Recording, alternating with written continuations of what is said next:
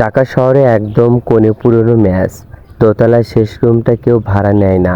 লোকে বলে ওই রুমে রাত 12টার পর ছায়া হাঁটে। নতুন ভার্সিটিতে ভর্তি হওয়ার তানভীর ভাড়া কম দেখে ওই রুমটাই নিল। রুমমেট নাই, খাট টেবিল আর একটা বড় আয়না। আয়নাটা দেয়ালের সাথে লাগানো, কাপড় দিয়ে ঢাকা। বাড়িওয়ালা চাচা চাবি দিতে দিতে বললেন, বাবা, রাত 12টার পর আয়নার কাপড় খুলবে না, আর ছায়া দেখলে ভয় পাইও না, ও ক্ষতি করে না। তানভীর হাসল। আপনিও ভূতের গল্প শুরু করলেন চাচা। প্রথম 3 রাত কিছুই হয়নি, পড়াশোনা, ঘুম। চতুর্থ রাত কারেন্ট গেল রাত 11টা 50 মিনিটে। মোমবাতি জ্বালিয়ে পড়ছিল তানভীর। হঠাৎ আয়নায় কাপড়টা নিজে নিজে একটু সরে গেল। ভেতর থেকে হালকা সাদা আলো। তানভীর উঠে কাপড়টা ঠিক করে দিল, শুয়ে পড়ল। ঠিক রাত 12টা 1 মিনিট। খাটের পাশে ঠান্ডা বাতাস আর আয়নার ভেতর থেকে টুপ করে পানির ফোঁটা পড়ার শব্দ। তানভীর চোখ খুলল। আয়নায় ওর প্রতিবিম্ব নাই। আয়নার ভেতর একটা মেয়ে বসে আছে, সাদা জামা, লম্বা চুল, ভেজা। বয়স ওর 20 থেকে 21 হবে। চোখ দুটো অদ্ভুত শান্ত। মেয়েটা আয়নার এপাশে তাকিয়ে আস্তে করে বলল, তুমি নতুন? তানভীরের গলা শুকিয়ে গেল। কে কে আপনি? মেয়েটা ম্লান হাসল। আমার নাম নীলা। আমি এই রুমে ছায়া সঙ্গিনী। 5 বছর ধরে একা থাকি। ছায়া সঙ্গিনী মানে? মানে যার কেউ নেই, তার সাথী। তুমি ভয় পেও না, আমি কারো ক্ষতি করি না, শুধু রাত 12টা থেকে 3টা পর্যন্ত জেগে থাকি। একা লাগে তো বলেই নীলা আয়নার ভেতর থেকে হাত বাড়ালো। ওর হাতটা কুয়াশার মতো। তানভীরের গাল ছিল না, কিন্তু ঠান্ডা একটা অনুভূতি হলো। তুমি কাঁপছো কেন? চা চা খাবে? নীলা জিজ্ঞেস করলো। তানভীর ঢোক গিলল। আ আ আপনি ভূত। নীলা হাসল। সেই হাসিতে কষ্ট আর মায়া দুইটাই ছিল। হতে পারি, আবারও নাও হতে পারি। তুমি থাকবে তো এই রুমে, নাকি কালকেই চলে যাবে? তানভীর কিছু বলার আগেই মসজিদে আজান দিল। 3টা বাজে। নীলা আস্তে করে আয়নার ভেতর মিলিয়ে গেল। যাওয়ার আগে শুধু বলল, কাল আবার দেখা হবে। কাপড়টা খুলে রেখো। সকালে উঠে তানভীর দেখে আয়নার কাপড় ঠিকঠাক লাগানো, আর টেবিলের ওপর 1 কাপ ঠান্ডা চা। ও চা খায়নি সারাদিন। তানভীরের মাথায় শুধু নীলার কথা। ভূতের সাথে চা খাওয়া অফার। আমি কি পাগল হয়ে গেলাম? রাতে সাহস করে একটা পাস্তে আয়নার কাপটা নিজেই খুলে রাখলো। 12টা বাজার সাথে সাথে ঘর ঠান্ডা হয়ে গেল, আর আয়নার কাছে কুয়াশা জমল। ভেতর থেকে নীলায় বেরিয়ে আসলো। আজ ওর হাতে একটা পুরনো ডায়েরি। তুমি থাকলা তাহলে? নীলা হাসলো। ভেবেছিলাম ভয় পেয়ে পালাবা। তানভীর খাটে বসে বলল, আপনি আপনি আসলে কে? আর এই আয়নায় কেন? নীলা ডায়েরিটা এগিয়ে দিল। 5 বছর আগের কথা।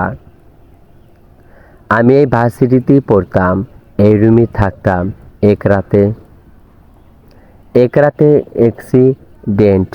ডায়েরির প্রথম পাতা খুলতেই তানভীর দেখল, তারিখ 17ই আগস্ট 2021। লেখা, আজ রুমে একা, বৃষ্টি হচ্ছে, কেউ আসবে বলেছিল, আসলে না। আয়নায় নিজেকে দেখে নিজেরই ভয় লাগে। সেদিন রাতে ঝড় হয়েছিল। নীলা ফিসফিস করে বলল, আমার বয়ফ্রেন্ড কথা দিয়ে আসেনি। রাগ করে ছাদে গিয়েছিলাম, পা পিছলে, আর কিছু মনে নেই। জ্ঞান ফিরে দেখি আমি এই আয়নায়। বের হতে পারি না, শুধু রাত 12টা থেকে 3টা পর্যন্ত কথা বলতে পারি। তানভীরের বুকের ভেতর কেমন করে উঠল। আপনার বডি পুলিশ পেয়েছিল 3 দিন পর। Case close. আত্মহত্যা বলে নীলা চোখ নামালো। কিন্তু আমি আত্মহত্যা করিনি তানভীর, আমাকে ধাক্কা দেওয়া হয়েছিল। তানভীর চমকে উঠল। কে? নীলা আয়নার দিকে তাকালো। আয়নায় তানভীরের পিছনে আর একটা ছায়া দেখা যাচ্ছে, লম্বা কালো। নীলার সাথে আয়নার কাছে হাত রাখলো। ও চলে আসছে, আজ আর কথা বলো না। কে ওটা? আমার খুনি। ও এখনো এই মেসেই থাকে। প্রতি রাতে আমার আয়নার সামনে এসে দাঁড়ায়, দেখতে চায় আমি কষ্ট পাচ্ছি কিনা। ঠিক তখনই দরজার বাইরে পায়ের শব্দ, ধপ ধপ কারো নিঃশ্বাসের শব্দ। নীলা তাড়াতাড়ি বলল, কাপড় দিয়ে আয়না ঢেকে দাও আর লাইট অফ করো, না হলে ও তোমারও ক্ষতি করবে। তানভীর কাপা হাতে কাপড়টা টান দিয়ে আয়না ঢাকলো। Light off. দরজার নিচ দিয়ে টর্চের আলো। কেউ দরজার ফুটো দিয়ে উকি দিল। 3 মিনিট পর সব চুপ। তানভীর ঘামছে। আয়নার ভেতর থেকে ঘুম আসতে নীলার গলা। ধন্যবাদ, তুমি প্রথম যে আমাকে বিশ্বাস করলা। কাল পূর্ণিমা, ও আমাকে নিয়ে যেতে চাইবে। তুমি পাশে থাকবা তো? আজান দিল 3টা। নীলা মিলিয়ে গেল।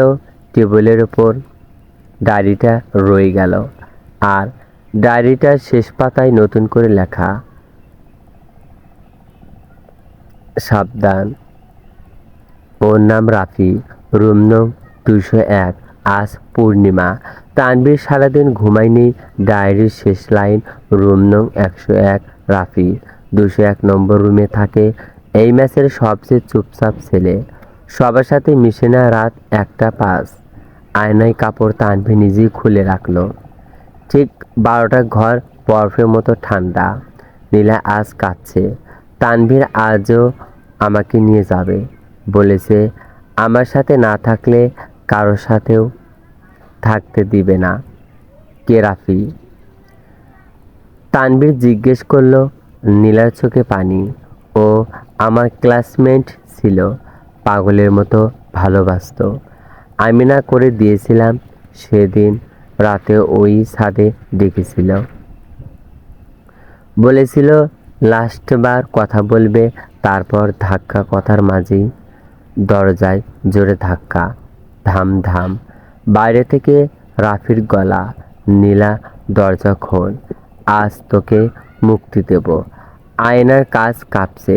নীলা আস্তে আস্তে আয়না থেকে বের হওয়ার চেষ্টা করছে, ওর অর্ধেক শরীর বাইরে। ও আমাকে ছুঁলে আমি শেষ হয়ে যাব তানভীর। নীলা কাঁপছে। চিরদিনের জন্য আটকে যাব অন্ধকারে। তানভীর দৌড়ে গিয়ে দরজা খুলল না। টেবিলের ওপর থেকে ডায়েরিটা নিয়ে ছুঁড়ে মারল দরজায়। রাফি, তুই খুনি, পুলিশকে সব বলবো। বাইরে থেকে রাফি হাসলো। প্রমাণ কই? আর ও তো ভূত, কে বিশ্বাস করবে? হঠাৎ কারেন্ট চলে গেল। পুরো ম্যাচ অন্ধকার। আর সেই অন্ধকারে আয়না থেকে নীলা পুরোটা বের হয়ে আসলো। কিন্তু ওর পাপ মাটি ছুঁচ্ছে না। ও ভাবছে রাফি দরজা ভেঙে ভেতরে ঢুকলো, হাতে ছুরি। শেষবারের মতো বলছি, আমার সাথে চল। নীলা তানভীরের সামনে এসে দাঁড়ালো। ওকে যেতে দিও না তানভীর। তানভীরের মাথায় তখন একটাই বুদ্ধি। ও দৌড়ে গিয়ে আয়নায় কাপড়টা ছিঁড়ে ফেলল আর চিৎকার করে বলল, নীলা, আমার হাত ধরো। নীলা কুয়াশার হাত বাড়ালো। তানভীর ওর হাত ধরতেই বিদ্যুতের মতো শক লাগলো। আয়না ঝনঝন করে ভেঙে গেল। হাজার টুকরা, আর প্রতিটা টুকরায় রাফির চেহারা। রাফি চিৎকার করে 2 হাত দিয়ে কান চাপলো। আলো, আলো সহ্য হয় না। ম্যাচের সবাই দৌড়ে আসলো। বাড়িওয়ালা চাচা টর্চ নিয়ে ঢুকলেন। রাফি মেঝেতে পড়ে কাঁপছে আর বিড়বিড় করছে, নীলা সরি। পুলিশ আসলো। রাফি স্বীকার করলো সব। ভোর 4টা, আয়না ভাঙ্গা, ঘর ফাঁকা, কিন্তু টেবিলের উপর একটা ভেজা গোলাপ আর একটা চিরকুট। ধন্যবাদ তানভীর, তুমি আমার ছায়াসঙ্গী ছিলে। এখন আমি মুক্ত। ভালো থেকো নীলা। তানভীর জানালা দিয়ে তাকালো। বাইরে ফজরে আকাশ, আর কদম গাছের ডালে একটা সাদা প্রজাপতি বসে আছে। রাফি জেল হয়ে গেল খুনের দায়ে, 14 বছরের সাজা। ম্যাচের ওই রুমটা 1 মাস তালা দেওয়া ছিল। তানভীর রুম ছাড়েনি। বাড়িওয়ালা চাচা বললেন, বাবা ভয় লাগবে না। তানভীর বলল, না চাচা, ও কথা দিয়েছিল। নতুন আয়না লাগানো হয়েছে। সাধারণ আয়না। 1 মাস পর বর্ষার রাত, কারেন্ট নাই। তানভীর পড়ছিল, হঠাৎ ঘর ঠান্ডা। জানালা পর্দা দিয়ে নিজে নিজে নড়ল। আয়নায় কুয়াশা জমল। ভেতর থেকে আস্তে করে নীলা বের হলো। আজ ওর পরনে সাদা জামা না, নীল শাড়ি, চুল খোলা, আর মুখে শান্তির হাসি। তুমি আসলা? তানভীর উঠে দাঁড়ালো। নীলা মাথা নাড়ল। হ্যাঁ, আসতে পেরেছি। ওই রাতে তুমি আমার হাত ধরেছিলে তো, তাই বন্ধনটা কেটেছে। তাহলে তুমি এখন মুক্ত? হ্যাঁ। নীলা হাসলো। আর কোনো রাত 12টার অভিশাপ নেই। এখন আমি যেখানে খুশি যেতে পারি। তানভীরের বুকের ভেতর কেমন করে উঠল। এই 1 মাসে ও নীলাকে অসভ্য করে ফেলেছে, অভ্যাস করে ফেলেছে চলে যাবা। নীলা আস্তে করে তানভীরের কপালে হাত রাখলো। ঠান্ডা না, এবার একটু গরম। তুমি আমাকে মুক্তি দিয়েছো তানভীর, আমার ঋণ। তাই শেষবার দেখা করতে আসলাম। আর দেখা হবে না। নীলা জানালার দিকে তাকালো। বাইরে বৃষ্টি, কদম ফুলের গন্ধ। যখন খুব একা লাগবে আকাশের দিকে তাকাবা। ওই সবচেয়ে উজ্জ্বল তারাটা আমি। আর যখন বৃষ্টিতে কদমের গন্ধ পাবা, বুঝবা আমি পাশে আছি, ছায়ার মতো। বলে নীলা আস্তে আস্তে মিলিয়ে যেতে লাগলো, আলোর কণার মতো। যাওয়ার আগে শুধু বলল, ভালো থেকো আমার ছায়া সঙ্গী। সকালে তানভীরের টেবিলের ওপর একটা ভেজা কদম ফুল, আর ডায়েরির শেষ পাতায় নতুন লেখা, ধন্যবাদ ভালোবাসার জন্য, বন্ধুত্বের জন্য নীলা। এরপর থেকে ওই রুমে আর কোনো অদ্ভুত অঘটনা ঘটে না। শুধু পূর্ণিমার রাতে তানভীর ছাদে গিয়ে আকাশের দিকে তাকায় আর বিড়বিড় করে বলে, ভালো আছো নীলা? হ্যাঁ, আমি ভালো আছি। এরকম দুনিয়ায় সবাই ভালো থাক। এরকম দুনিয়ায় সবাই ভালো থাকে। যদি গল্পটি ভালো লাগে অবশ্যই কমেন্টে জানিয়ে দেবেন। আপনাদের কমেন্ট পেয়ে গেলে পরবর্তী পার্ট দ্রুত আপলোড করার চেষ্টা করব। প্লিজ চ্যানেলটি সাবস্ক্রাইব করবেন, ভিডিওটি শেয়ার করবেন। সমাপ্ত।